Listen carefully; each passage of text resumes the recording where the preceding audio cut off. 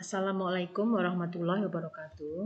Anak-anak, untuk video pembelajaran kali ini yaitu tema 6 subtema 3 tentang energi alternatif. Kebutuhan manusia akan energi semakin lama semakin tinggi. Di hal ini dikarenakan penduduk dunia itu juga semakin banyak. Juga karena perkembangan teknologi yang semakin pesat. Jadi perkembangan teknologi membutuhkan banyak energi. Bahan bakar minyak atau BBM itu adalah energi yang penggunaannya paling besar selama ini. Karena persediaannya semakin sedikit, maka untuk mengatasi itu akan dicari berbagai energi alternatif. Jadi energi alternatif itu adalah sumber energi yang dapat menggantikan bahan bakar minyak atau BBM. Energi itu apa? Energi itu adalah kemampuan untuk melakukan kerja atau usaha. Energi dihasilkan oleh sumber energi. Nah, berikut ini adalah gambar-gambar ini sumber energi, yaitu angin, kemudian arus air, dan sinar matahari. Bahan bakar yang digunakan pada kendaraan bermotor seperti di bawah ini itu adalah BBM yang berasal dari minyak bumi. Minyak bumi termasuk sumber energi yang tidak dapat diperbarui, yang berasal dari fosil. Sumber energi yang tidak dapat diperbarui itu lama-kelamaan nanti akan habis. Jadi untuk itu manusia menciptakan sumber energi alternatif atau pengganti. Seperti di bawah ini sumber energi alternatif yang menggunakan energi angin itu untuk membuat pembangkit listrik tenaga bayu, seperti kincir angin seperti ini. Nah, ini menggunakan angin untuk membuat pembangkit listrik tenaga bayu atau PLTB. Kemudian menggunakan arus air untuk membuat pembangkit listrik tenaga air atau PLTA. Kemudian menggunakan sinar matahari untuk membuat pembangkit listrik tenaga surya atau PLTS. Jadi ada dua gambar ini. Yang sebelah kiri ini adalah kincir angin, yang sebelah kanan ini adalah namanya panel surya. Itu digunakan untuk membuat pembangkit listrik tenaga surya dengan bantuan sinar matahari. Kemudian ini adalah energi alternatif juga yang namanya biogas. Itu sumber energi alternatif yang berasal dari kotoran ternak yang digunakan untuk penerangan atau untuk memasak. Sisa limbahnya nanti juga dapat digunakan untuk membuat pupuk tanaman. Jadi gambar ini adalah proses pembuatan biogas. Ya, lanjut ya. Nah, berikutnya adalah muatan PPKN.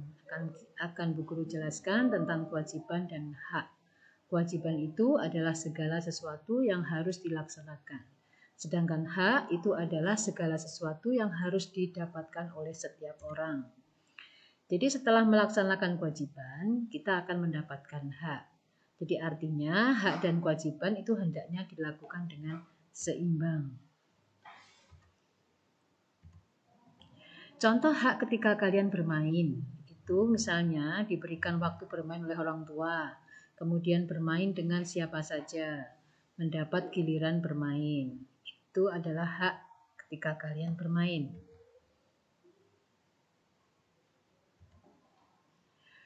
Menghemat energi itu adalah merupakan kewajiban. Caranya adalah dengan menjaga kelestarian sumber energi. Contoh yang ada di gambar ini adalah menanam pohon dan menjaga lingkungan yang bersih. Kemudian kalau kegiatan di rumah, jika kalian melihat bak mandinya itu penuh, silahkan segera ditutup kerannya ya, biar airnya tidak keluar banyak, jadi pemborosan air seperti itu. Kemudian membuang sampah pada tempatnya dan lain sebagainya. Ini menjaga lingkungan. Itu adalah kewajiban kita. Itu banyak hal yang dapat kita lakukan untuk menjaga lingkungan dalam kehidupan sehari-hari. Contohnya menggunakan tas belanja untuk mengurangi penggunaan kantong plastik.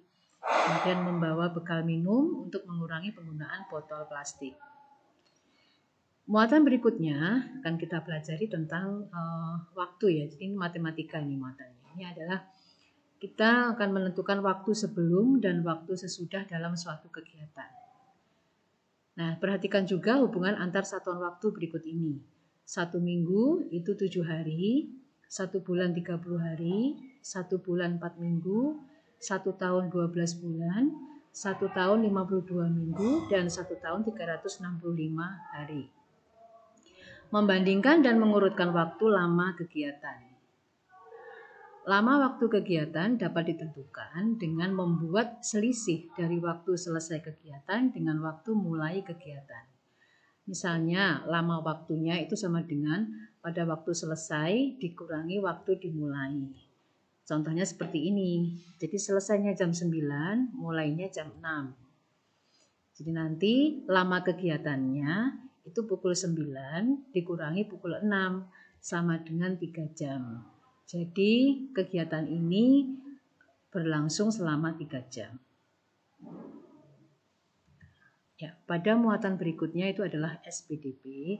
Ini tentang kincir angin ya, cara membuat kincir angin. Jadi alat yang digunakan itu adalah ada sedotan, ini untuk sticknya itu. Kemudian ada krayon atau pensil warna, ada pensil, penggaris bila digunakan. Kemudian ada kertas lipat yang warna-warni. Jadi hiasannya ini bisa bebas ya. Jadi kalian bisa menggambar unsur-unsur gambar itu kan ada garis, bidang, dan warna. Nah itu bisa kalian gunakan semuanya. Jadi kincir angin itu memanfaatkan unsur garis, bidang, dan warna dengan serasi. Seperti ini, kombinasikan unsur-unsur gambar seperti garis, bidang, dan warna dengan tepat sehingga kincir angin itu akan kelihatan indah. Contohnya misalnya gambar daun bisa digunakan untuk memberi hiasan pada gambar baling-baling di kincir angin ini. Jadi anak-anak tugas ini akan Bu Ika berikan pada bulan depan setelah kalian melaksanakan ulangan penilaian akhir bulan. Ya. Terima kasih anak-anak untuk perhatiannya. Jadi video pembelajaran ini Bu Guru tutup. Mudah-mudahan bermanfaat. Wassalamualaikum warahmatullahi wabarakatuh.